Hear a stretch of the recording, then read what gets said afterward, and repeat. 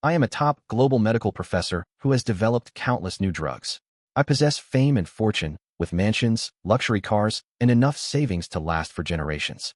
However, since I saved my beautiful wife after she was blinded in a car accident, she has changed. Not only has she become cold toward me, but she also brought home 2 foreign fitness trainers. She thinks I can't see those inappropriate training sessions. In fact, I've already regained my sight. My back is about to break. You're going to kill me. At the bedroom door, through the crack, I see my beautiful wife being trained by 2 foreign coaches, one black and one white. They show off their strong muscles and look at my wife with mischievous smiles. My wife's clothes are soaked with sweat. Seeing all this, I felt as if I'd been doused with cold water. Today I just completed the final treatment for my eyes. After a year, I finally regained my sight. So I immediately rushed home, wanting to surprise my beautiful wife. After all, during this past year, my wife has been crying in my ear about how guilty she feels. If it weren't for saving her back then, my eyes wouldn't have been blinded by glass fragments. Seeing my wife so remorseful made me feel uncomfortable too. To make her happy, I often bought her bags and transferred money to her.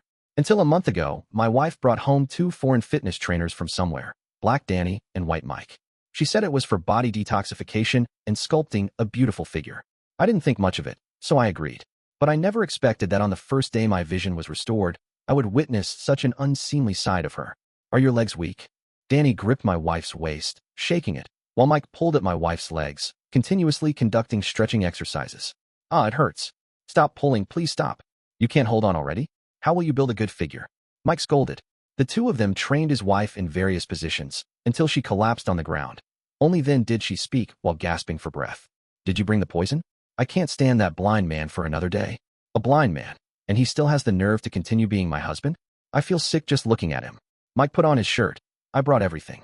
Make him drink it today, and he'll certainly die. That would be perfect. Then his money and property will all be ours. Ha! Hearing the laughter from inside, anger welled up in my heart. I wanted to rush in and interrupt these scoundrels, but reason told me to hold back. I couldn't let these scoundrels get away easily. I took a deep breath, took photos with my phone, then picked up my white cane, pretending as if I had just arrived home. Honey, I'm home. What are you doing? While speaking, I walked toward the bedroom door, clearly able to see everything, but I had to pretend as if I couldn't see. I watched my wife come out from inside, sweaty all over, with the buttons of her chiffon blouse popping open during training. Danny was behind her, secretly placing his hand on my wife's shoulder.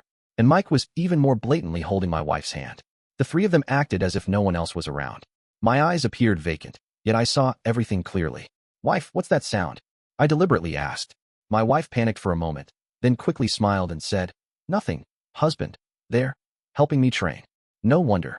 I smiled on the surface, but inwardly gave a cold laugh, silently cursing this woman for being so shameless. Seeing me like this, my wife didn't suspect anything at all, and continued with her so-called training with those 2 men, oblivious to my presence. Later that evening, Mike went out for a while, and when he came back, he had a box in his hand. He handed it to my wife. Then they exchanged a glance, and my wife mysteriously walked into the kitchen. When she came out, my wife was smiling broadly, carrying a glass of milk. Honey, have some milk before bed. It's good for your eyesight recovery. Damn, this poisonous woman is trying to poison me to death right now. I was burning with rage inside, but maintained a calm exterior, casually making an excuse. Just leave it there. I'll drink it before I sleep. I noticed my wife's expression changed slightly, and suddenly felt regretful that my excuse wasn't very convincing. So I quickly added, I just had a cup of tea. I feel too full. My wife's expression eased a bit, and she was about to say something else when Danny whispered something, after which my wife leaned against the wall. She placed both hands on the wall and, with Danny's help, began doing half push-ups. Danny's muscular arms occasionally gripped my wife's waist, helping her complete the movements she wanted. My wife's face visibly reddened, looking quite enchanting in the light. Humph. My wife made a sound. What's wrong, dear? I asked deliberately. In the end, his wife was almost leaning against Danny's chest, yet trying hard to appear composed. No, nothing. Danny was just helping me with physical training. I saw Danny mouth the question. Enjoying it? My wife was drenched in sweat, as if submerged in water. Yes, but my whole body feels sore and about to fall apart. Danny followed her gaze, and saw that the floor was already wet with drops of sweat that had pooled together. He smirked wickedly. Asking us to train you in front of your useless husband, you're quite daring. Would you like to try some more advanced moves? Want to try? Danny asked. Then I saw an eager expression on my wife's face. While the 2 were training her, I suddenly had a mischievous thought. Honey, Where did you put the shirt I'm going to wear tomorrow? Huh, my W. Aoife bent over, and Danny stood beside her, pressing firmly on her waist, forcing her hand to touch her shoe. My wife could barely stand, her muscles weak and sore. It's on the balcony. Honey, you seem very uncomfortable. What are you doing? I'm bending over, doing some housework. I sneered, my eyes fixed on her expression.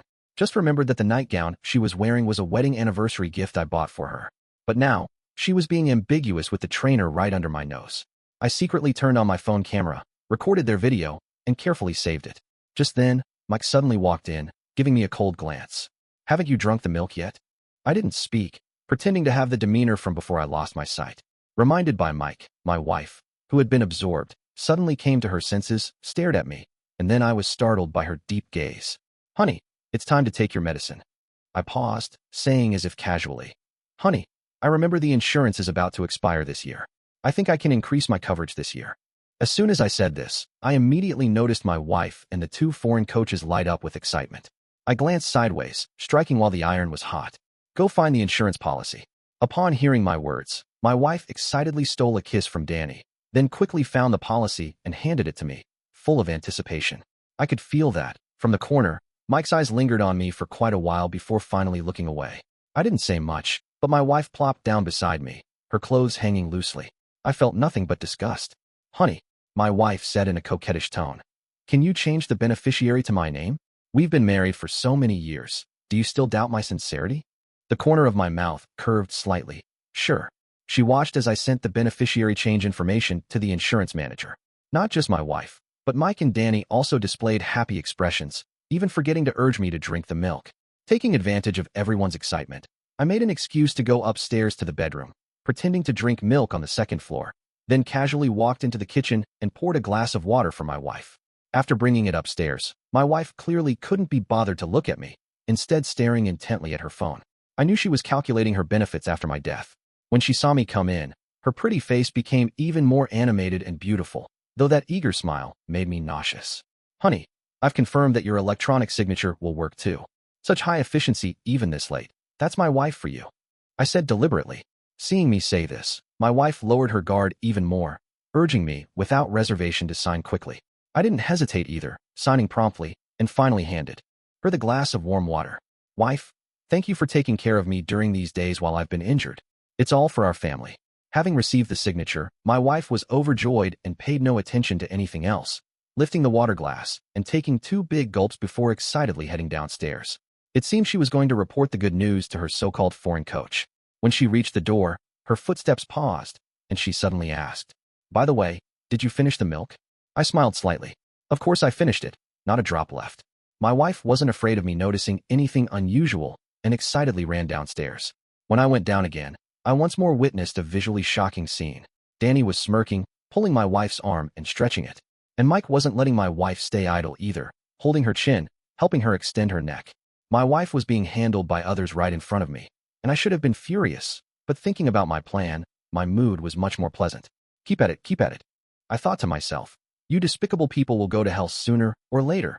I don't know if it was my imagination, but I felt like Mike glanced at me several times, with a smug smile constantly on his lips. I ignored him completely, and just as I was about to turn and leave, I suddenly heard a low growl. Lily, what's wrong? It was Danny's sudden cry of alarm. Hearing the scream, I instinctively looked over. My wife, who had been full of energy just a moment ago, was now lying on the ground foaming at the mouth and convulsing violently. Trembling, I asked, What happened? Mike reached out in terror to check her breathing. She's dead. My wife really died. Who caused it? Because I hadn't even had a chance to act yet. I was completely shocked. The police arrived half an hour later, and these 2 so-called body sculpting coaches, probably seeing a dead person for the first time, were terrified. So until the police arrived, they just stood there trembling, without taking any action. I maintained my blind appearance, and fortunately with medical records as proof, plus my legitimate profession, the police didn't suspect me much. Instead, they began questioning the 2 body sculptors about their relationship with my wife. However, what I didn't expect was that Mike, without any hesitation, directly admitted the relationship between them, without any reservation. After he finished speaking, all the police in the room cast sympathetic glances at me, the blind man. Damn, I couldn't help but curse inwardly. These foreigners are truly shameless. Foreigners really have no brains. Aren't they afraid of being connected to a murder case? But on second thought, judging from the traces in the room, any normal person could figure out what had happened. There was no way to deceive anyone. After questioning, the police searched throughout the two-story building, collected evidence and the body, and initially couldn't determine that I and the other two foreigners were suspects. For further conclusions, we still need further investigation and tests. The three of you should not travel across provinces or go abroad in the next month, and actively cooperate if there are any issues. The police hastily instructed us to protect the scene, and then left. I couldn't help but frown. I thought to myself that the police are getting more and more careless with their investigations these days. A murder case, and they don't even take anyone in for questioning? I felt completely bewildered. Originally, this was just a plot to kill a husband for money, but before I could execute my revenge plan, my wife, who wanted to harm me, died? Could it be that they had a disagreement over splitting the spoils, so someone made the first move? That doesn't make sense either. Without my wife, how would they get me to drink the poison? And how would the assets and insurance end up in their hands? What on earth were they trying to do? Questions swirled in my mind, and although I couldn't figure it out, my instinct told me these two foreigners were definitely involved. So after the police took away the body, I used the excuse of protecting the crime scene to send the two foreigners away. Mike didn't say anything, but that Danny actually held out his hand, making a gesture asking for money. Was he suggesting I should pay the remaining training fees? Bah! I couldn't hold back my anger. You were hired by that woman, and now you want money from me? Filthy beggars. I cursed at them, confident that these two foreigners wouldn't dare do anything to me for now. After all, this was in my home country, and a murder had just occurred here, making it especially sensitive. Hearing my insults, Danny was about to raise his fist when Mike stopped him. Then Mike said in an almost commanding tone, "Don't cause trouble, let's go first." More strangely, Danny actually obeyed obediently. Previously, I thought these two people were simply together for money, but now I see it's not that simple. I remained cautious and secretly placed a mini tracking device on each of them as I was sending them out. I'll figure out how to quietly inform the police about the poison they tried to give me. Even though my wife is dead, I still remember the grudge against these two foreigners for trying to frame me. I waved my hand, sent them away, and went to sit in the park downstairs for a while. In the blink of an eye, it was dark. When I got up, dusting off my pants, suddenly there were two ding-dong sounds from my pocket. I looked down. Two multimedia messages had arrived on my phone. I initially thought they were spam messages and was about to delete them. But the next second, my phone automatically started playing a video. In the video was a familiar environment. It was actually my kitchen. Then, a familiar male figure quickly appeared in the frame. Looking closer, I was shocked to discover that the figure was me.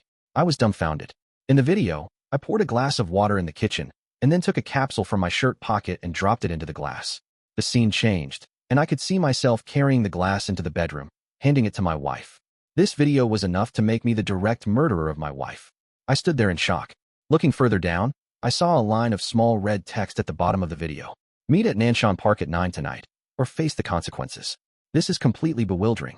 I know for certain that I am absolutely not the murderer who killed my wife. It's not that I didn't want to get revenge on her. It's that I simply hadn't gotten around to it yet. But the video clearly shows me, which makes me feel uneasy inside. Several questions swirl in my mind. Who sent the video? What exactly is their purpose? I could simply ignore it, but I fear these people might send the video to the police. At that point, even though I didn't do it, the suspicion would be impossible to clear. If this then brings up that I had intentions to kill my wife, wouldn't that be a disastrous outcome? After weighing my options, I had no choice but to set out for Nanshan Park. To save time, I purposely took one of my unregistered vehicles, parking it in the shrubs and bushes when I got close to the location. I arrived at the park exactly at 1 minute past 9. Strangely, I walked around but didn't see a single person. Damn, they're not going to be upset because I'm just 1 minute late, are they? I grumbled to myself. Nanshan Park was already remote. Residential buildings hadn't been built in this area yet, and there were few people around. Now at 9 o'clock in the evening, looking around, I was the only idiot standing there. I had no choice but to wait there for 20 minutes. Just as I was getting impatient, my phone rang again. I quickly opened it, thinking those people had finally contacted me again. I was about to curse a few words, but when I answered, it was a somewhat familiar voice. Mr. Lin, it was the detective from today. Your wife's body is missing. How could it be missing? I was completely stunned. What do you mean by missing? I asked in astonishment. Just now, when the forensic doctor was about to perform the autopsy, they discovered the body was gone. We suspect the killer deliberately stole it to avoid the autopsy. I was stunned again. I hadn't even figured out the video situation, and now the body had been stolen? Before I could react, I heard the detective continue to ask, Mr. Lin, may I ask where you are right now? Hearing this question, my heart skipped a beat. He's suspecting me, throwing the blame on me? I was completely speechless. I had no choice but to tell the truth. Nanshan Park. That's very far from the city center. With your mobility issues, what are you doing there? The detective asked. I was caught off guard. Noticing my hesitation, the detective seemed even more convinced of my suspicion. He told me to stay where I was, and that he would come find me. I had no choice but to obediently comply. But I didn't forget to delete the video I had just received. I was afraid that when questioned by the detective, I might reveal inconsistencies. But at the same time, I suddenly understood the logic. Perhaps it was the killer who sent me the video, while also stealing the body, just to frame me. Thinking about this, I felt even more uneasy, while carefully going through the entire story once again. Shortly after, Detective Zhang found me here. At 11 or 12 late at night, he wore a jacket with training pants, smoking a cigarette, a red dot visible from a distance. Detective Zhang saw me and looked me up and down. Mr. Lin, you can't see, so why did you come all this way? I paused for a moment, just looking around. My explanation was weak. Officer Zhang raised an eyebrow and glanced at me, probably not expecting such a rough answer. But I remained fairly composed. Mr. Lin, actually in these kinds of murder cases, based on my years of experience, the first person we suspect is the one closest to the victim. Officer Zhang said slowly. Oh, Officer Zhang probed. Your wife was at home, taking advantage of your blindness, blatantly having affairs with two foreign lovers. Didn't you want to vent your anger? I'm blind, I said calmly. My level of blindness is severe. I can't see even a speck of light. Even if I wanted to vent my anger, I wouldn't be able to. Haha. Hearing this, Officer Zhang suddenly laughed. Take a look at this. Then Officer Zhang opened his phone and played a video for me. It was the same video I had received on my phone just hours ago. But unlike that one, this video only showed the part where I administered the drug, not the part where I handed the drink to my wife. I'm blind, I can't see anything. My expression remained unchanged, my heart steady. Old Zhang smiled. Before coming here, I already had a technical analysis done. My colleague told me there are no signs of editing in this video. This statement left me completely speechless. I thought to myself, the video is indeed real. Are they going to charge me and arrest me now? After all, I am a person with social status. My thoughts were racing. At this moment, Detective Zhang patted me on the shoulder and said softly, However, Mr. Lin, these are all just circumstantial evidence and merely my speculation. Don't worry, I'm just here to routinely ask about the situation. I breathed a sigh of relief. Just as I was feeling slightly reassured, old Zhang mysteriously smiled. Mr. Lin, since you can actually see, there's no need to pretend to be blind anymore. That van parked in the bushes is yours, isn't it? I felt somewhat embarrassed. Just as I was about to ask him how he knew, I saw old Zhang pointing at the video. Damn, I had forgotten. In the video, the way I poured water clearly showed I wasn't blind. After all, being caught lying to someone's face doesn't feel too good. I coughed a couple of times. Fortunately, old Zhang didn't pursue the matter further, but instead smiled and walked away. As soon as old Zhang left, I felt a chill down my spine. I didn't dare stay in the park much longer, so I quickly found my minivan and hurried home. Someone had died in that apartment, which made me uneasy, so I returned to my other apartment instead. Back home lying in bed, I couldn't sleep well all night. I kept feeling that somehow, certain things were being manipulated. Everything that happened afterward proved my intuition was right. I got up very early. Just after I made myself a bowl of porridge, my phone, which had been silenced all night, suddenly started beeping strangely. For some reason, I felt tense. When I opened it, it was still the anonymous MMS from yesterday, except this time there was no video, only a line of text. 8 o'clock tonight at South Mountain Park. Cooperate with us, and all suspicion against you can be cleared. Seeing this, I wasn't particularly surprised. For the first time ever, I sent a reply. You stood me up yesterday. With that kind of credibility, how can I trust you? Unfortunately, my message sank like a stone. I was completely speechless. These idiots are quite arrogant, determined to take advantage of me, aren't they? But I have no choice but to compromise. After all, the situation still isn't clear. My revenge plan against my wife and those two foreigners can't just end without resolution, right? At 8 in the evening, I drove the same van to the familiar place, Nanshan Park. As soon as I arrived, my phone received another location pin. Following the directions, I walked another 2 kilometers and finally arrived at an abandoned factory.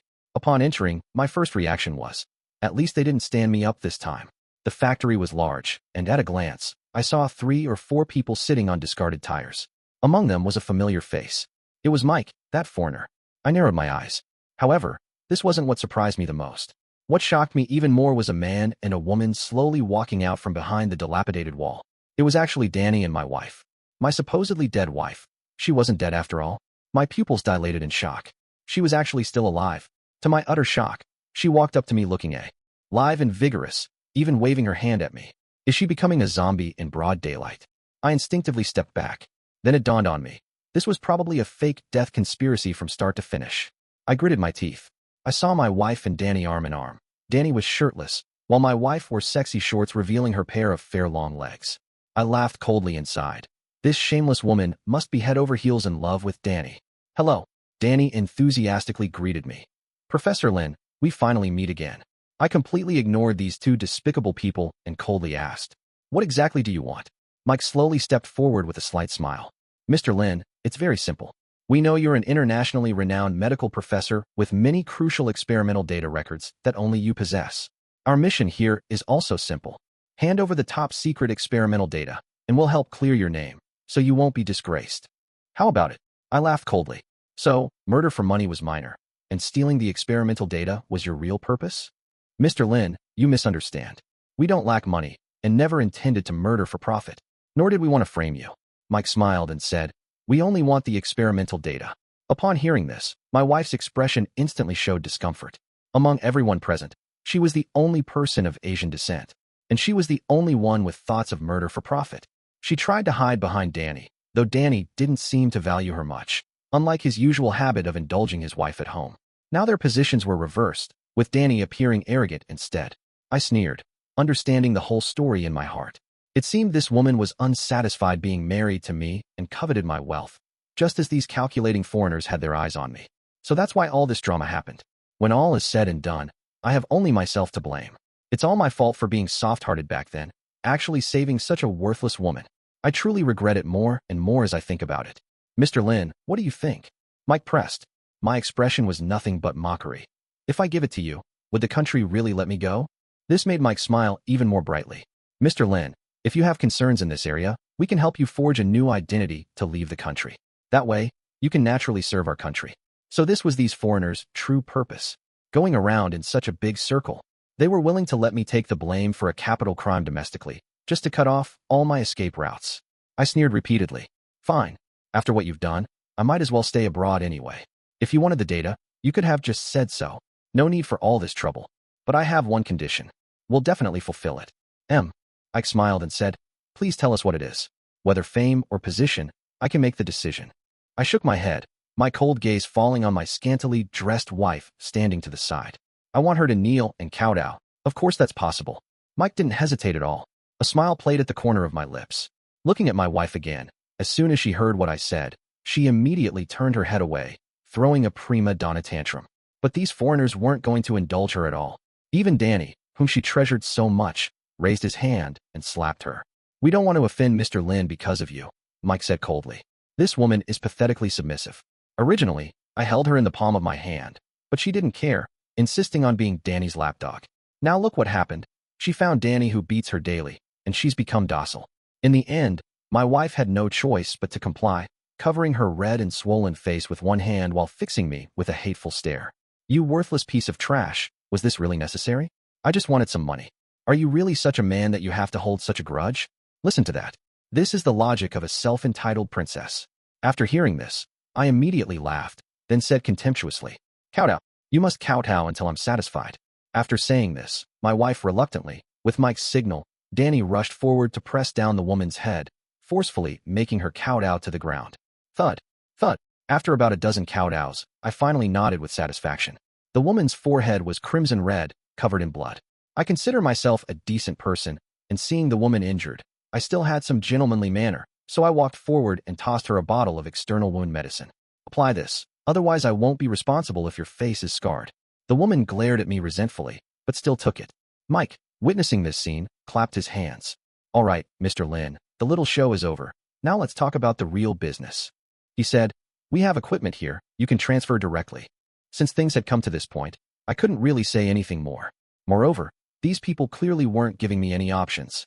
If the soft approach doesn't work, they'll use force. Looking at the build of these foreigners, I really wasn't feeling confident. I walked forward and stood in front of the equipment, fiddling with it for a while. The data transfer had just begun when there was a loud bang. Don't move.